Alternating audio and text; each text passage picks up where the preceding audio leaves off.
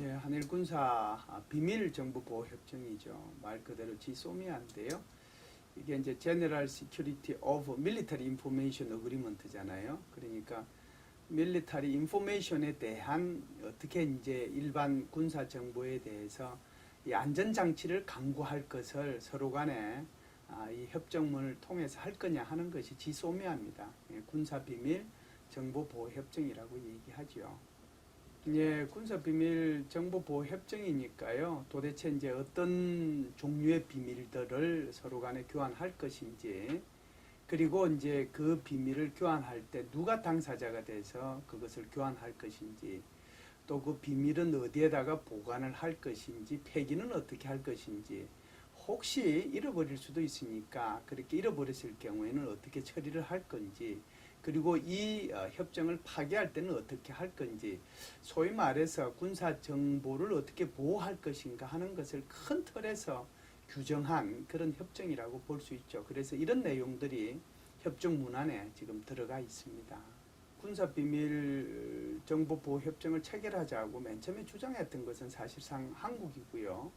1989년도에 제일 먼저 얘기를 했었습니다. 그런데 이것이 지지부진돼 오다가 사실상 북한이 2006년, 2009년 핵실험을 하게 되고 또 장거리 미사일을 발사하게 됨에 따라서 사실상 여기에 대한 군사 비밀에 대해서 서로 교환할 필요가 있다라고 이제 많이 느낀 거죠.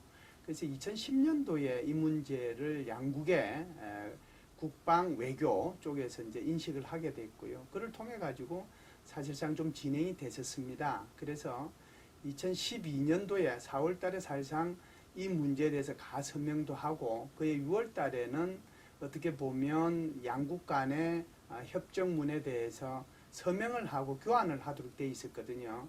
그런데 이게 절차상의 문제가 있어서 사실상 이때 지소미아는 체결되지 못하고 폐기가 되었었습니다. 그렇기 때문에 이제 여기에 대한 정보 교류의 필요성이 훨씬 더 과거에 비해서 커졌죠. 그래서 이 문제가 올해 다시 제기가 됐어요. 그래서 이제 여러 가지 실무자들 간에 이 세부 내용에 대한 토의가 이루어졌고요. 여기에 대해서 이제 정상적인 법적 절차를 거쳐서 올해 11월 27일부로 서명이 완료가 돼서 이제 발효 상태에 들어가게 된 것이죠. 예, 사실상 뭐 굉장히 많죠. 이게 이제 크게 보면 정보보호협정이라고 하는 것이 정부 간에 체결하는 그 보호협정이 있고요.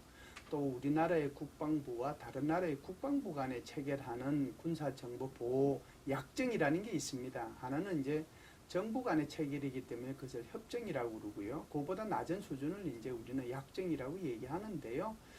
지금 우리 한국 같은 경우에는 외국과 체결한 것이 아마 한 20개 국가가 될 겁니다. 20개 국가가 군사정보보호협정을 체결을 했고요.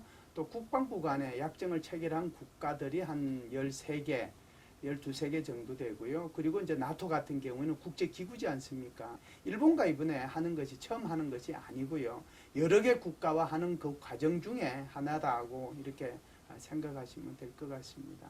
제일 이제 크고 중요한 것은 영상 정보를 획득하는 거거든요. 그런데 이제 일본 같은 경우는 이미 영상 정보를 획득할 수 있는 군사 첩보 위성이 5기가 있습니다. 이것이 이제 한반도 상공을 하루에 몇 번씩 돌고 있기 때문에 북한의 미사일 발사나 핵실험 징후를 정확하게 탐지할 수 있는 것이죠. 한국 같은 경우에는 우리가 가지고 있는 것이 백두 정찰기하고 금강 영상기라고 이렇게 볼 수 있는데요. 백두 정찰기라고 하는 것은요. 백두산까지 예를 들면 북한에서 무선 교신하는 것을 우리가 탐지할 수 있다는 거고요. 우리의 DMZ에서 군사 분계선으로부터 북쪽으로 한 40km 정도까지의 영상만 확보할 수 있거든요. 그런데 사실상 북한이 지금 미사일을 쏘는 거나 또는 핵실험을 하는 것은 훨씬 더 중심 깊이에서 미사일을 쏘거나 핵실험을 하지 않아요. 그렇기 때문에 이제 우리는 안 가지고 있는 자산을 일본이 가지고 있기 때문에 일본으로부터 이런 것들을 공유할 수 있는 그런 큰 이점이 있고요. 두 번째는 이제 일본이 가지고 있는 그 조기 경보기라고 할까요? 굉장히 종류가 많습니다. 쥐기도 있고 또 무슨 뭐 전자전을 수행할 수 있는 그런 것들도 있는데 그게 한 17대 정도를 갖고 있으니까요. 여기서부터 얻을 수 있는 정보도 많고요.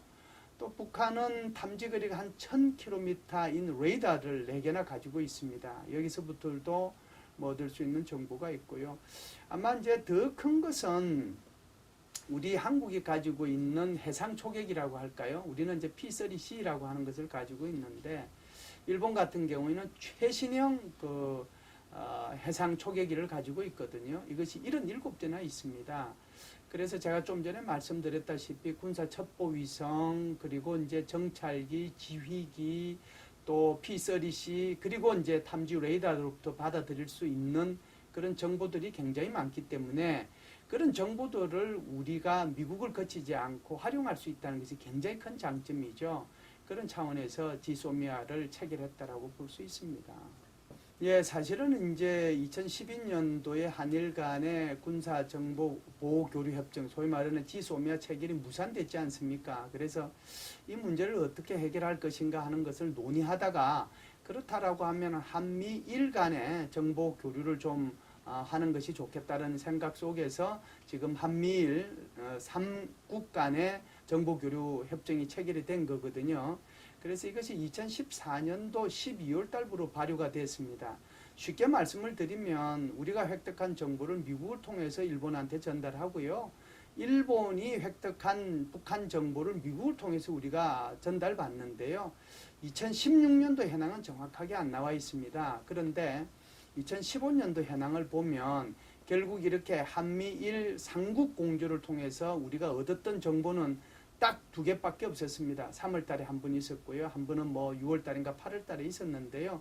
이 정도 해가지고는 사실상 이 지금 점점 고도화되고 있는 북한의 핵과 미사일 위협에 적시적으로 대처할 수 없지 않습니까? 그렇기 때문에 직접 일본으로부터 이런 고급 정보를 받을 필요가 있는 것이죠.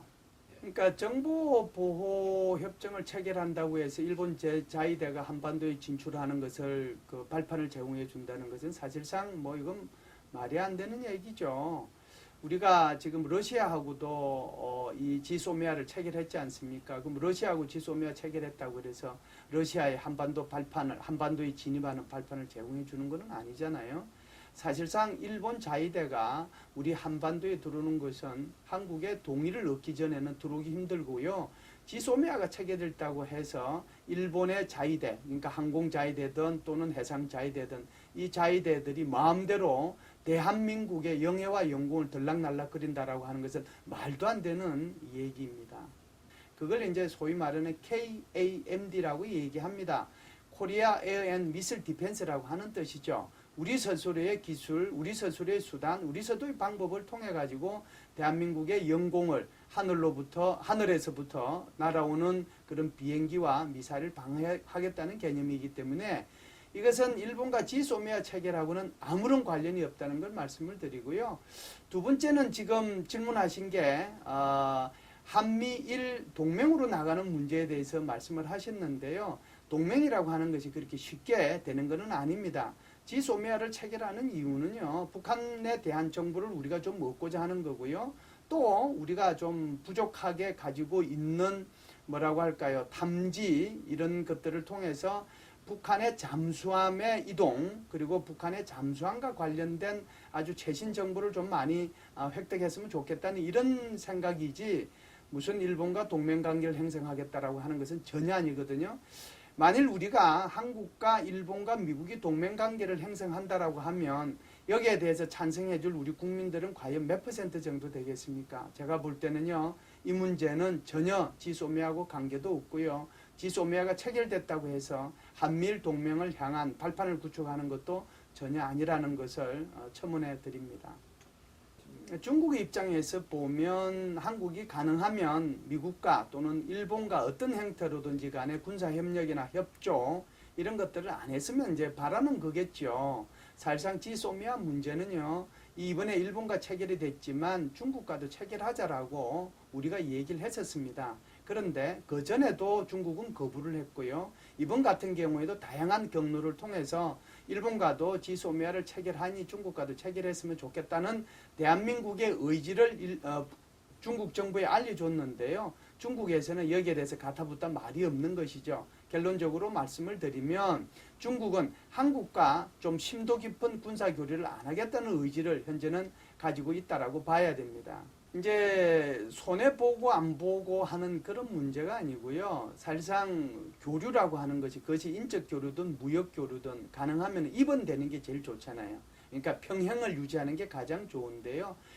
모든 것이 다 그럴 수는 없지만 주고 받아야 되는 거거든요. 사실상 우리가 받을 것이 일본으로부터 훨씬 더 많다라고 생각합니다. 그럼에도 불구하고 북한 같은 경우, 일본 같은 경우에는요, 한국의 인적 정보, 소위 말하는 휴민트라고 하는 것이 굉장히 강하거든요. 거기로부터 북한의 핵과 미사일에 관련된 정보를 아마 얻고 싶어 할 겁니다. 우리가 강한 부분을 일본과 나누는 거잖아요. 그게 바로 정보 공유입니다. 우리는 우리가 가지고 있지 못하는 영상 정보나 또는 탐지 정보나 이런 것들을 일본으로부터 받는 거고요. 우리는 우리가 강한 인적 정보, 휴민트로부터 얻은 정보를 일본과 공유하는 것이 지소미아의 근본적인 목적이기 때문에 이것 가지고 누가 더 이익이고 더 손해다라고 얘기하는 것 자체가 어불성설이라고 봅니다. 국민들께서는 한국이 일본과 어떤 형태의 협정을 맺거나 이런 것에 대해서 상당한 거부감을 가지고 있는 건 사실입니다. 저도 그것도 뭐 인정을 하고요. 예를 들면 일본이 한국의 역사 왜곡을 하고 위안부 문제에 대해서 왜곡된 시각과 시선을 가지고 있고 또 독도 영토 문제에 대해서도 여전히 굽히지 않는 자신 나름대로의 어떤 주장을 하고 있거든요. 이런 것들을 통해서 결국은 일본 같은 경우에는 방위백서나 또는 외교 청서들을 통해서 계속해서 자신들의 주장을 강화해 나오고 있는데 이런 입장에서 보면 과연 이렇게 일본과 정보를 공유하는 그것도 군사 정보를 공유하는 것이 바람직한 건가 이런 문제에 대해서 일부 국민들께서 여기에 대해서 걱정하시는 분들이 있다라고 저는 보고요. 이렇게 또 일부 걱정하시는 것은 우국충정에서 나왔다라고 저는 생각을 합니다. 그럼에도 불구하고 우리가 필요로 하는 것은요. 지금 북한의 핵과 미사일 위협이 사실상 정도를 좀 넘어섰거든요. 올해만 하더라도 24번에 걸쳐서 북한이 미사일을 발사했고요. 2번에 걸쳐서 핵실험을 했습니다.